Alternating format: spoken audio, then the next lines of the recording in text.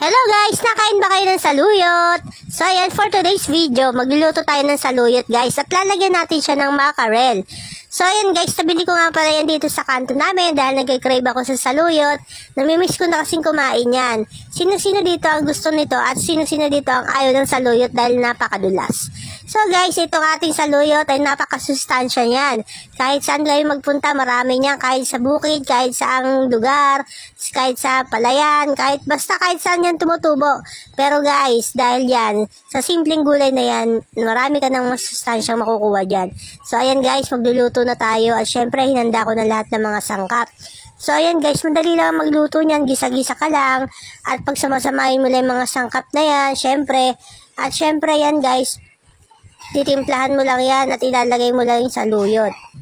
After nga yan guys, nilagay ko na yung mackerel at nilagyan ko ng tubig. At sinunod ko na yung saluyot.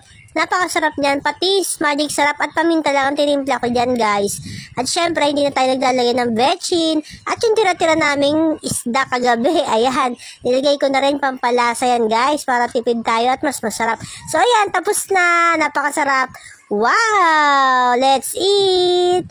So ayan guys, kakain na kami ng mga benan ko at ayan, ng mga benan kong dalawa, kasabay ko kumain. So ayan, ito yung akin, tatry ko na muna, ayan, wow, ang sarap guys, try nyo rin, bilis!